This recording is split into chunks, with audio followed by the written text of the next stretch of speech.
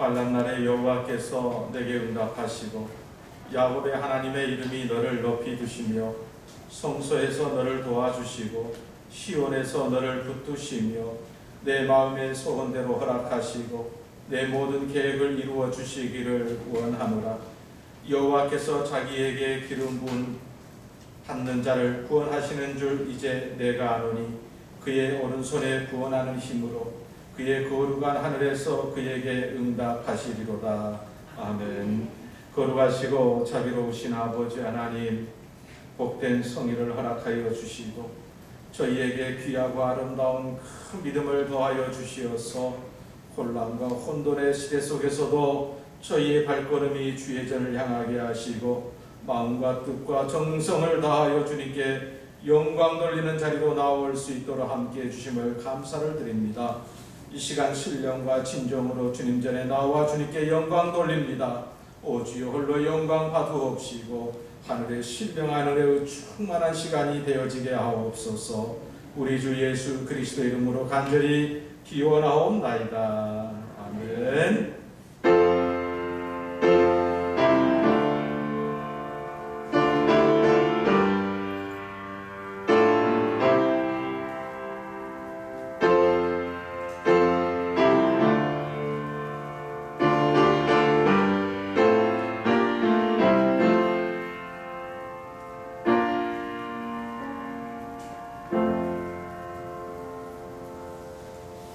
찬송 16장 찬송 드립니다.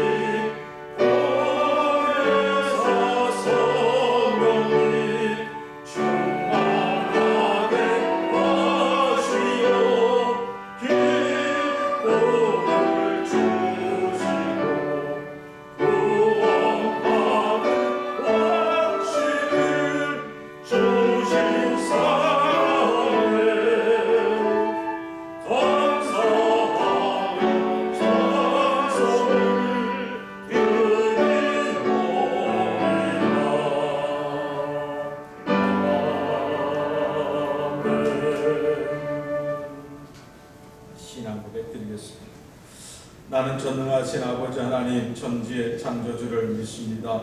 나는 그의 유일하신 아들 우리 주 예수 그리스도를 믿습니다.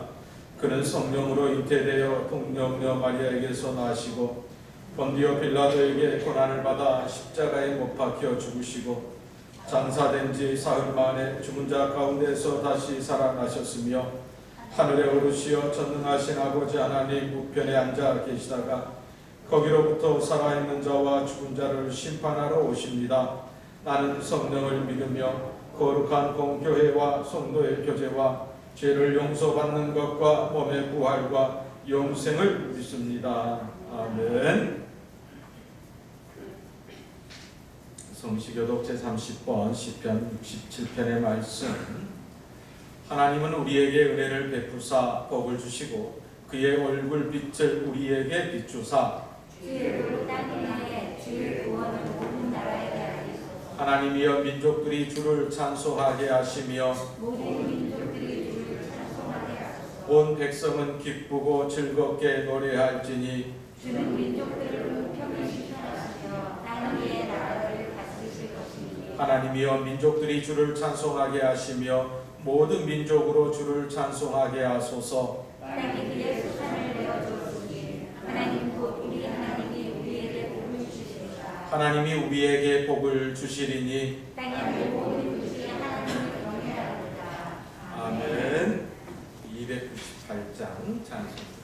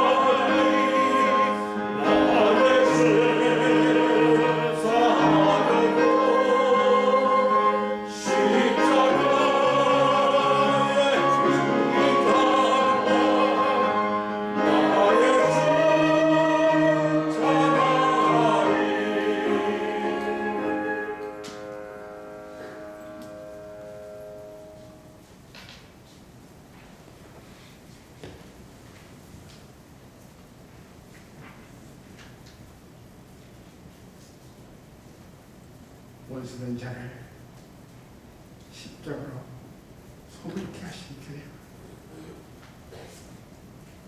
우리를 제자로 불러 우리 모두가 몸과 마음을 모아 예배할 수 있도록 인도하여 주시니 아버지 하나님 감사를 드립니다. 신령과 진정으로 드리게 하옵시고 저희들의 입술의 찬양을 받으시어 흠양하시고 기뻐함으로 우리 모두가 살아갈 수 있는 우리 모든 교우들이 될 수 있도록 주님 도와주옵소서. 아버지 하나님, 세상 속에 모든 것들을 주님 앞에 고백합니다. 말씀 안에 살지 못하고 주님 앞에 모든 것을 내려놓지 못하고 우리의 삶을 욕심과 회의와 시기함과 진상 속에 살아왔던 지난날의 시간들, 이 시간 내려놓습니다. 아버지 하나님 회개케 하여 주시고 용서하여 주셔서 진실로 주님 앞에 우리의 마음을 정한 마음으로 씻음을 받게 하여 주시고 우리 주님께서 택하신 말씀 안에 늘 온전한 삶을 살아갈 수 있도록 도와주옵소서. 내 영이 아파할 때 귀하다고 하신 주님을 부르고 보이지는 않지만 가장 깊은 곳으로 스며드는 주님의 향기를 이 시간 느끼기를 원합니다. 아버지 하나님, 코로나19로 우리의 몸과 마음이 지쳐있어 일어나니 도와주시고 인도하여 주셔서 지혜롭게 살아가게 하여 주시고 믿음 안에 살게 하여 주셔서 우리의 삶이 주와 함께 통하는 삶을 살아갈 수 있도록 도와주시옵소서. 여호와는 나의 목자시니 내가 부족함이 없으리로다. 그가 나를 푸른 추자에 누시며 쉴만한 물가로 인도하시려도다. 내 영혼을 소생시키시고 자기 이름을 위하여 의의 길로 인도하시려도다. 내가 사망의 음침한 골짜기를 달릴지라도 해를 두려워하지 않는 것은 주께서 나와 함께 하시니라. 주의 지팡이와 밭들이가 나를 안위하시나이다. 내 평생의 선하심과 인자심이 반드시 나를 따르리니 내가 여호와의 주 영원히 살리로다. 아버지 하나님, 말씀에 의존하여 우리의 삶을 보다 더 유쾌하고 상쾌하고 통쾌한 삶을 살아갈 수 있도록 도와주시고 주 예수를 믿어 주님 앞에 늘 고백하는 하루하루 삶, 시간시간의 삶이 되어질 수 있도록 주님 도와주옵소서.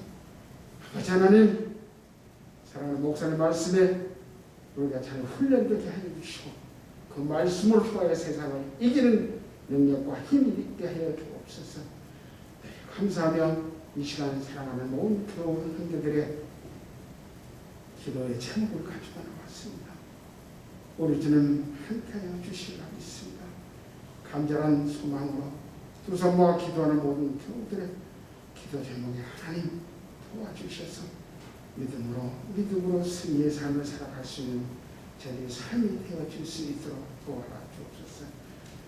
부정한 죄는 사랑 많으신 예수님 이름으로 감사하며 기도드립니다.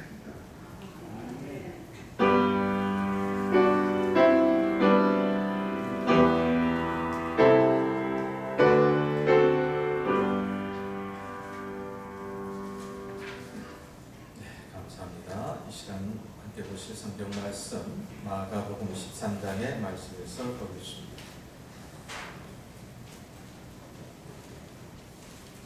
마가복음 13장 1절, 2절, 9절로 13절까지의 말씀.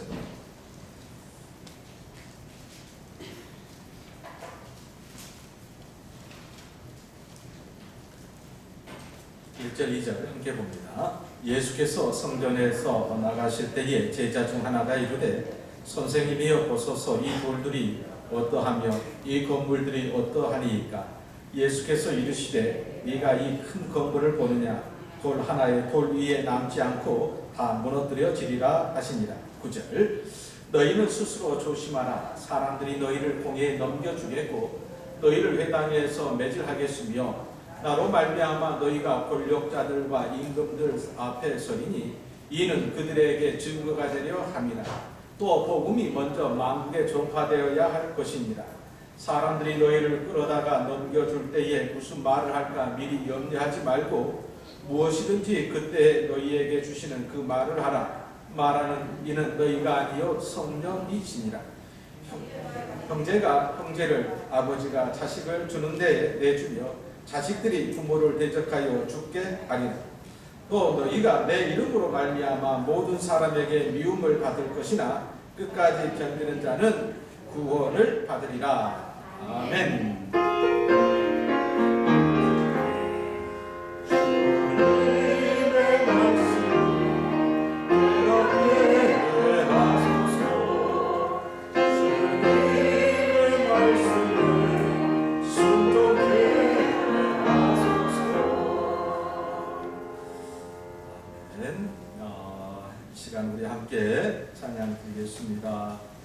복음성가 여러분 컴보 37페이지에 있는 오직 예수뿐이네 라는 곡입니다. 이 찬양의 아름다운 가사가 여러분의 신앙의 고백이고 더 나아가서 여러분의 삶의 중심이 힘의 근원이 되어주시기를 간절히 바랍니다. 오직 예수뿐이네.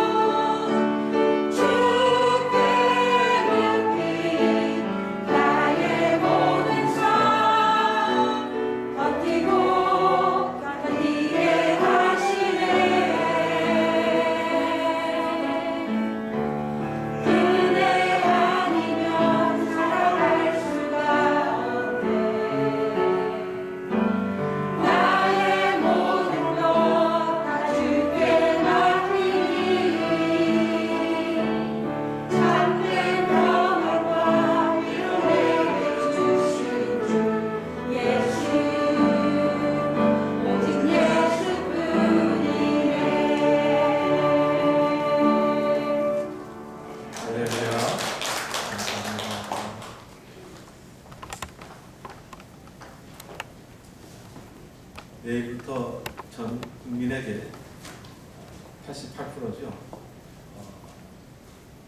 국가에서 주는 재난지원금을 이제 우리가 신청하게 됩니다.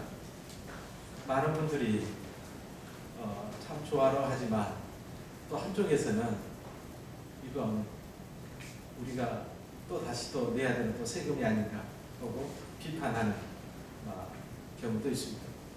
여러분은 좋습니까? 아니면 이건 아니다라고 생각하십니까? 돈 주는데 안도할 사람이 어디가 있겠습니까? 그런 생각을 해봤습니다.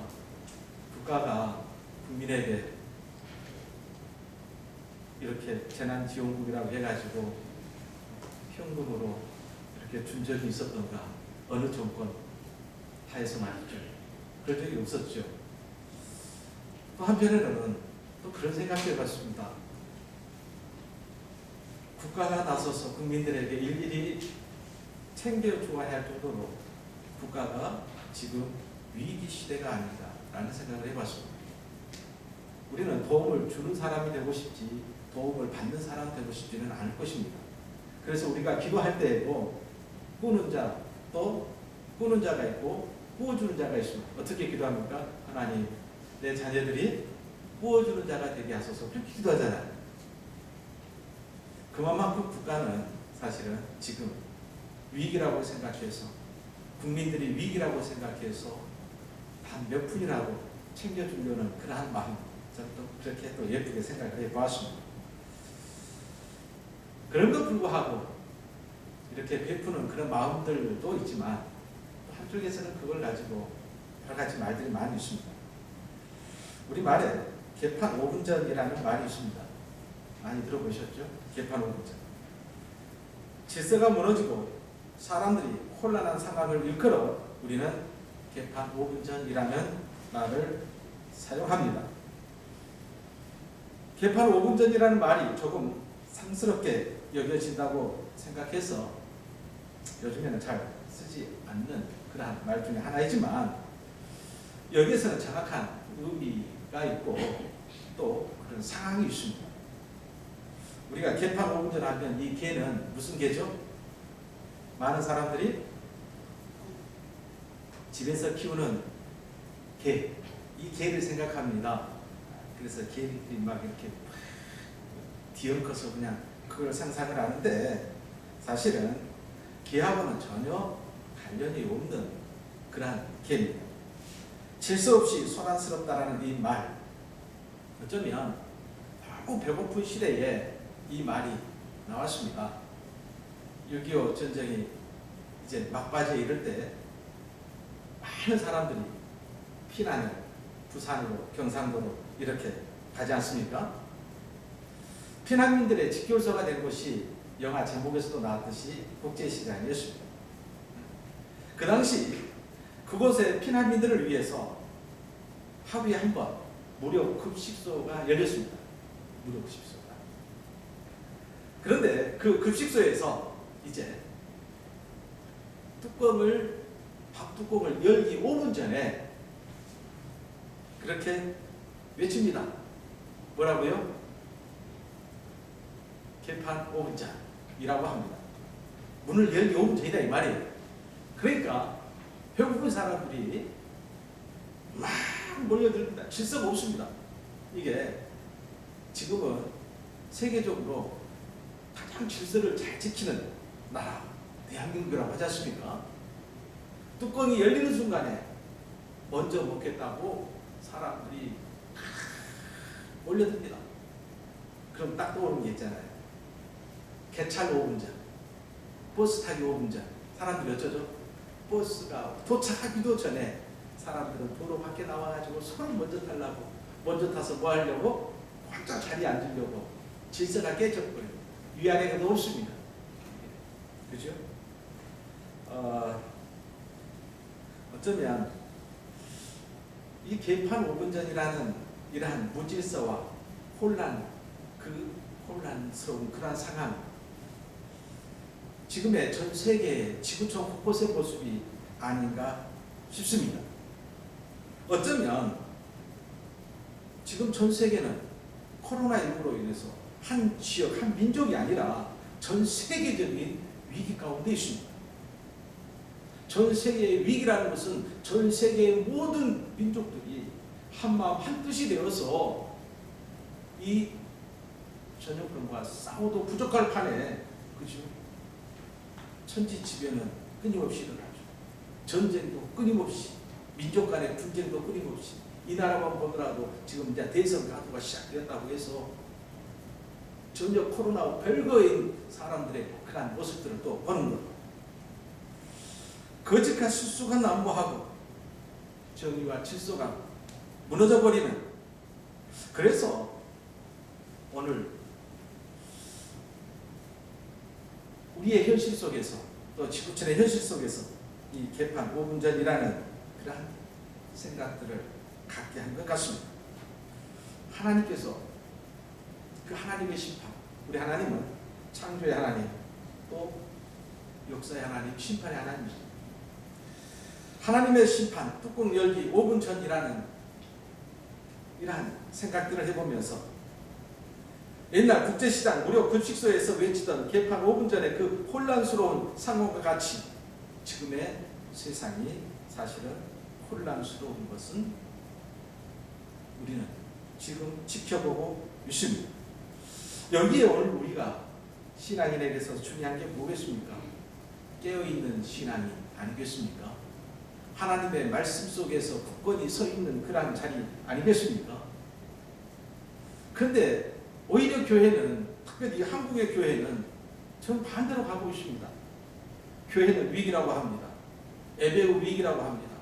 지금의 정부가 예배를 드리지 못하게 한다고 해서 어느 한 교단, 어느 교회에서는 그냥 대하면서 마귀들과 싸울지라 또 외치고 있습니다. 이게 아닌데, 그죠? 하나님의 정의, 하나님의 질서라는 부분들은 지금 이 전 세계 곳곳에 어려움에 처한 상황에서 예배를 옛날처럼 드리지 못하게 한다고 해서 마귀들과 싸울지라 드야 하는 이게 아닌데 뭐가 잘못되었다라는 그런 생각들을 또 하게 됩니다. 오늘 말씀을 준비하면서 좀 심각한 말씀을 심각한 그런 생각들을 많이 해보았습니다. 정말 오늘 이 시대의 교회가 있어야 될 자리, 외쳐야 될 말씀이 무엇이겠는가?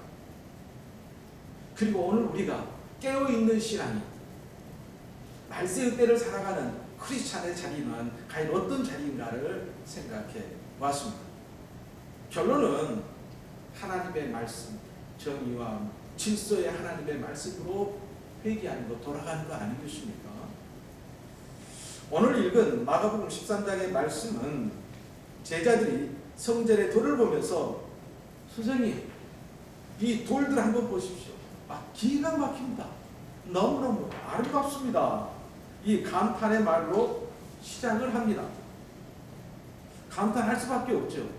제자들은 갈릴리, 우리로 말하면 저 시골 동네 바닷가에 사는 사람들이 예루살렘에 왔는데 예루살렘에 특별히 그 당시에는 최고의 건물 아니겠습니까? 이것은 이제 모형입니다. 헤롯 성전의 모형인데요. 모형인데 지금은 이제 허물어졌지만 헤롯 왕이 말 그대로 유대인들의 환심을 사기 위해서 정통성이 없는 그 여기에 유대인들의 환심을 사기 위해서 솔로몬 그리고 수르바벨 그 못지않는 성전을 화려하고 아름답게 지어가는 과정 속에 있는 그것을 제자들이 보면서 세상에 이렇게 한다. 제가 여러분들께 그런 제안을 한번 한 적 있잖아요. 살아생전 꼭 한번 가보자. 어딜 가보자? 좀 젊으신 분이라면 어딜 가보자? 성지순례 한번 해보자. 정말 본면에 들고 싶습니다. 자, 예수님의 흔적을 찾아보는 것도 참 중요하지만 이렇게 유럽에 이렇게 거리를 걷다 보면 막 입이 쩍쩍 벌어집니다. 건물 하나하나가 우리나라에서는 볼 수 없는 그 화려함과 그 아름다움이 우리를 감탄하게, 저절로 감탄하게 만들어버려요. 이게 우리나라 이 작은 나라에서 그죠? 시골 동네에 사는 목회자가 그런 유럽의 500년, 막 1000년 된 건물을 보면서 입이 안 벌어지고 있습니다. 지금 제자들이 그랬다 이 말이죠. 예루살렘 성전은 우리가 잘 알듯이 솔로몬에 의해서 지어졌습니다. 그 아름다움은 이루 말할 수 없었죠. 그런데 솔로몬의 아름다운 성전의 완성을 통해서 이 성전을 통해서 하나님의 인재와 더 나아가서 이 땅에서는 정치와 경제, 문화, 종교의 중심적인 역할을 했다 이 말이에요. 그런데 그 과정 속에서 역사적인 그 과정 속에서 말 그대로 바벨론에 의해서 이 성전이 침탈을 당합니다. 그리고 무너지게 돼요. 그리고 바사, 페르시아 왕때 1차적으로 포로 귀환을 하잖아요. 우리가 느헤미야 강의에서 1차 귀환은 수르바벨에 의해서, 2차는 에스라의 학사 에스라를 통해서, 3차 귀환은 바로 느헤미야를 통해서, 자, 수르 바벨을 통해서 비교할 때 가장 먼저 한 것은 성전의 재건이었어요. 그러나 솔로몬의 그 화려하고 아름다운 성전처럼 만들지 못했습니다. 그러면서 수르 바벨에 의해서 2차 성전이 재건됐지만, 그러니까 느헤미야는 성전을 만든 사람, 건축한 사람이 아니고 느헤미야는 성벽을 완성한 사람이죠. 그렇죠? 그러면서 말 그대로 성전은 말 그대로 초라하게 이루 말할 수 없었습니다. 예수님 시대에 이 나라를, 이스라엘을 다스리는 왕은 헤롯 왕이라고 우리 잘 알고 있잖아요. 헤롯 왕은 유대인이 아니에요. 이스라엘 민족의 사람이 아니다 이 말입니다. 에돔 족속의 한 사람이에요. 그런데 로마에게 잘 보여서 말 그대로 로마라는 나라를 통해서 이 이스라엘, 이 땅 유대를 난 나라를 다스리게 되었어요. 일명 분봉왕이 된 거지요. 내가 왕이 되어서 이 땅을 잘 다스리려면, 그래서 로마에게 잘 보이려면 이 땅은 분란이 일어나면 안 돼요. 혼란스러우면 안 돼. 반란이 일어나면 안 돼요. 그래서 이 유대인들을 위해서 내가 정말 잘 보일 수 있는 게 뭐냐? 저 초라한 성전을 솔로몬이 지은 성전 못지않게 아름답게 지어서 화려하게 지어서 유대인들의 환심을 사는 것이 아니겠느냐? 이런 생각 속에서 바로 제 세 번째 헤롯 성전이 바로 지어지게 됩니다. 지금은 예수님 시대에는 성전이 지어지는 과정 속에 있어요. 지금 제자들이 보고 있는 그 헤롯 성전, 어쩌면 헤롯이 왕이 되면서 자신의 업적, 그리고 또한 유대인들에게 환심을 사기 위해서 이 엄청난 성전 확장 공사를 벌이는데, 그 공사는 무려 80년에 걸친 큰 공사였습니다.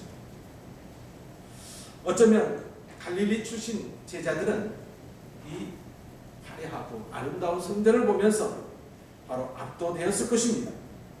중요한 것은 바로 그 자리 속에서 제자들의 입이 뻗어지면서 예수님, 이 아름답고 화려한 것을 한번 봐보십시오 라고 이야기를 합니다. 자, 우리가 성경을 읽을 때는 단순히 성경의 지식을 아는 것보다 더 중요한 것이 있습니다. 여러분 늘 성경의 묵상의 자리에 섰을 때 이런 기도를 하시길 바랍니다. 하나님, 성경의 말씀을 내가 묵상할 때에 하나님의 계획, 하나님의 뜻, 하나님의 그 마음을 나로 하여금 알게 하옵소서. 중요한 것은 누구의? 하나님의.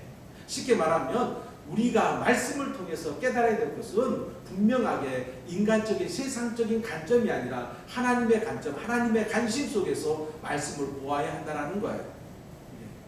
그래서 우리가 말씀을 보고 기도할 때마다 성령의 도우심 속에서 나라는 그런 자리로부터 하나님의 자리로 이동하는 것이 굉장히 중요합니다. 그래서 성경을 볼 때에 특별히 하나님 성령의 도우심 속에서 세상의 관점, 세상의 눈으로 하나님 말씀을 보지 않게 하시고 하나님의 관심, 하나님의 눈을 가지고 말씀을 보게 해 주옵소서. 그러면 말씀이요 확 달라지게 되어 있습니다. 바로 그렇습니다. 우리가 잘 아는 고린도 후서의 말씀을 함께 보겠습니다. 고린도 후서 5장 16절 시작. 우리는 이제부터 그 어떤 사람도 세상의 관점으로 알지 않겠습니다. 전에는 우리가 그리스도에 대하여 세상의 관점으로 알았으나 이제는 더 이상 그렇게 하지 않겠습니다. 이 말씀은 사도 바울이 자신의 관점이 세상의 관점에서 하나님의 관점으로 바뀌었다는 것을 이야기하고 있습니다. 그래서 성령의 충만함은 이렇게 나의 눈을 바꿔버리는 거예요. 나의 관심, 나의 관점을 바꿔버리는 거 아니겠어요? 바로 그렇습니다.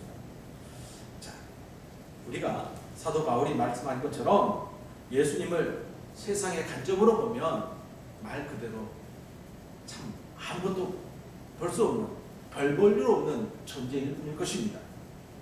생각을 해보십시오. 예수님이 돈이 많으십니까? 예수님께서 그런 화려한 스펙이 있습니까? 그런 예수님의 출신 배경이 좋습니까? 예수님께서 어마어마한 업적을 남기셨습니까? 아니잖아요. 그러나 하나님의 관점으로 예수님을 보는 순간에, 그렇죠? 사도 바울이 고백한 것처럼 세상의 관점으로 저 십자가를 보면 지극히 미련한 자의 그러한 자리일 뿐이라 이 말이에요. 그러나 하나님의 관점, 하나님의 눈으로 보면 저 십자가는 우리를 죄에서 구원하시는 놀라운 예수님께서 구원의 길을 만드신 바로 길이라는 것이었어요. 이게 그렇잖아요. 어떻게 보면 세상의 관점으로 보면 이 자리가 가장 어리석은 자들의 자리일 수 있어요. 그러나 하나님의 관점으로 보면 이 자리는 어떤 자리라고요? 생명의 자리가 되어지고. 어떤 자리요? 어떤 자리? 행복의 자리가 되어지는 거예요. 어떤 자리요? 형통의 자리가 되어지는 거예요. 이게. 자, 오늘 우리가 말씀을 볼 때에 언제나 하나님의 관점, 하나님의 관심을 가지고 보는 것이 중요합니다. 사무엘상 16장 10절 말씀에도 너무너무 중요한 말씀이 나오죠. 내가 보는 것은 사람이 보는 것 같지 않다. 사람은 겉모양을 보지만 나 여호와는 무엇을 본다? 마음을 중심을 보신다 라고 이야기를 하지 않습니까? 정말 그렇습니다. 자, 화려함, 웅장함, 그 아름다움, 성전 벽을 장식하고 있는 그 문양들 하나하나를 보면서 제자들은 와 했단 말이에요. 이게. 근데 예수님이 뭐라고 이야기를 했더래요? 제자들이 이 예루살렘 성전에 쌓아지는 모습을 보면서 세상에 이렇게 아름다운 건축, 이렇게 단단한 건축, 앞으로 100년, 200년, 수백 년 갈 것 같은 이 건축물을 보면서 감탄하고 있는 그 자리에 예수님이 뭐라고요? 시작! 너희는 이 큰 건물의 웅장함을 보느냐? 너희 이 돌들의 화려함을 보느냐? 너희가 보는 이 성전 건물은 돌 위에 돌 하나도 남지 않고 완전히 뭐해질 거다? 무너질 것이라고 이야기를 해요. 예수님께서 그냥 하신 이야기신가요? 예수님께서 그냥 하신 모습이 아니에요. 사람들은 겉모양을 보고 감탄하지만 예수님은 성전 안에서 행하여지고 있는 것들을 보셨다 이 말이에요. 예수님께서 성전 안을 뭐라고 그랬어요? 강물의 쏘구리라고 그랬잖아요. 그렇죠? 열매 없는 무화과를 보시면서 예수님은 저주하셨잖아요. 성전의 기능을 상실한 성전. 하나님께서는, 주님께서는 심판하신다는 거예요. 어떻게 보면 이러한 예수님의 말씀이 역사적으로 이루어집니다. 60년경에 이 헤롯의 성전은 완성이 돼요. 그런데 서기 70년 로마 말 그대로 로마 황제 그 아들에 의해서 이 예루살렘 성전, 헤롯 성전은 철저히 파괴되어져 버립니다. 이렇게 돌 위에 돌 하나도 남지 않고 성전이 파괴된다는 말을 들은 제자들은 아마 큰 충격에 빠졌을 것입니다. 그래서 묻습니다. 언제 이런 일이 생기겠습니까? 라고 이야기를 합니다. 언제 이 일이 생기겠습니까? 여기저기서 지진과 기근이 있을 것이라고 말씀하십니다. 믿는 사람들이 법정에 설 것이라고도 말씀하십니다. 그때가 되면 많은 사람들이 바로 크리스찬들이 세상 사람들에게 미움을 받을 것이라고 이야기를 합니다. 중요한 말씀이 나옵니다. 중요한 말씀. 그것은 바로 누구 때문에? 오늘 말씀의 어떻게 보면 가장 핵심이죠. 누구 때문에? 예수님의 이름 때문에. 영어 성경에는 예수님의 이름 때문에 나오지 않고 바로 뭐가 나오냐면 너희가 나를 따르는 사람들이라는 이유 때문에 이렇게 해석이 됩니다. 곧 우리가 예수의 이름, 예수님을 따른다라는 이유 하나 때문에 큰 어려움을 당하게 될 것이라고 이야기를 합니다. 성경에 보면 우리가 예수님의 제자라는 이유 때문에 세상 사람들로부터 영광을 받고 그리고 칭찬을 받고 그런 말은 나오질 않습니다. 오히려 예수님께서 제자들에게 말씀합니다. 요한복음 15장 세상이 너희를 미워하면 너희보다 먼저 나를 미워할 줄 알아라. 너희가 세상에 속하였으면 세상이 너희를 자기 것이라고 사랑할 것이다. 그러나 너희가 굉장히 중요한 말이죠. 시작. 세상에 속하지 아니하고 나에게 속하였으므로 세상은 너희를 미워할 것이다 라고 해요. 우리가 세상으로부터 미움을 받고 어려움을 받는다는 것은 우리가 누구께 속한 증거예요? 예수님께 속한 증거라 이 말이에요. 세상은 철저히 예수님을 미워했습니다. 마가복음 14장의 말씀 보면 대제사장들과 율법학자들과 장로들이 예수를 체포했다. 사람들은 손에 칼과 몽둥이를 들고 유다를 앞장 세우고 예수님이 있는 겟세마네로 왔다라고 이야기합니다. 대제사장, 율법학자, 장로들 누구예요? 그 당시 사회 모든 국가를 움직이는 사람들이잖아요. 그렇죠? 이 사람들이 예수님을 미워했어요. 미워할 뿐만 아니라 이 사람들에 의해서 예수님이 죽임을 당합니다. 왜 예수님을 이처럼 미워했을까라는 거예요. 이 사람들은 바로 그들이 추구하는 그러한 관점, 그들이 추구하는 것들, 이거 가고 예수님이 추구하는 것하고 달랐기 때문 아니겠어요? 이 사람들은 세상적인 관점을 가지고 예수님을 보았습니다. 그러나 예수님은 하나님의 관점을 가지고 이 땅에 오신 분이잖아요. 서로 부딪힐 수밖에 없는 것이에요. 예수님이라는 이름, 또한 예수님을 따른다라는 그런 이유, 9절 13절 이렇게 나오지만 여러분, 예수님의 제자로 산다는 말은 다르게 말하면 우리는 예수님의 제자로 이야기하잖아요. 내가 예수님의 제자로 산다는 것이 무슨 말이냐? 예수님의 가르침을 내가 알고 그 가르침에 순종하고 예수님의 그 가르치는 그 아름다운 자리가 내 자리가 되게 하는 삶, 그것이 예수님의 제자로 산다는 것 아니겠습니까? 자, 곧 예수님의 제자로 산다는 것은 예수님의 관점을 가지고 산다는 거예요. 예수님께서 말 그대로 바리새인들을 책망하십니다.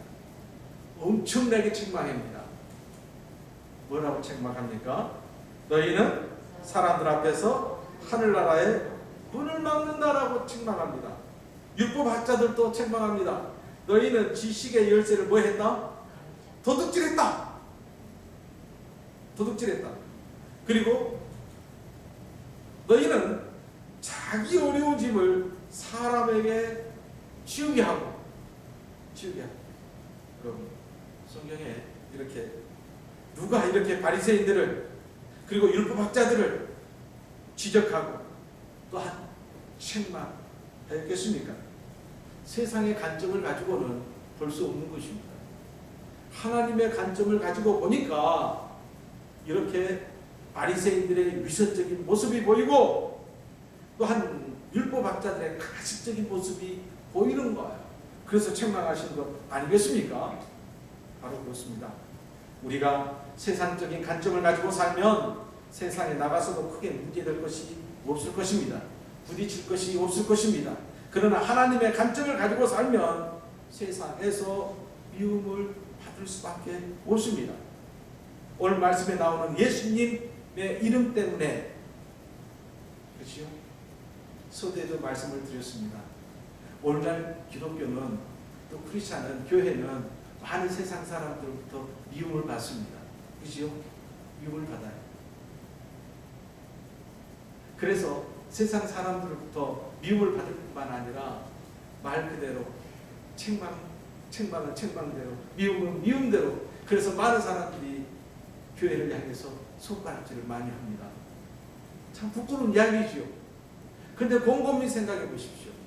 예수님의 관점을 가지고 살아서 미움을 받고 고난을 받는 거하고 지금 이 시대 속에서 교회가 행하였던 그런 모습들을 보면서 세상으로부터 말 그대로 미움을 받는 것 같은 내용인가요? 사실 전혀 다르잖아요.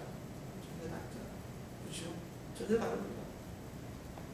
어쩌면 교회의 탐욕, 교회의 그 탐욕이, 그리고 또한 교회의 무질서가, 예수님께서 책망하셨던 그 탐욕과 그 무질서가 오히려 세상 사람들에게 우리가 질타를 받고 있는 건 아니겠습니까? 아마 우리나라에서 예수님 이름 때문에 가장 미움을 받은 교회, 교단, 예수님 이름 때문에 가장 시련의 시련을 겪은 교회, 교단이 있다면 정말 예수님 때문에 어느 교단인 것 같습니까? 우리 교단이죠. 저 사진을 보면 무슨 생각을 하신지를 모르겠는데 저 사진은 1973년도 말 그대로 11월이죠.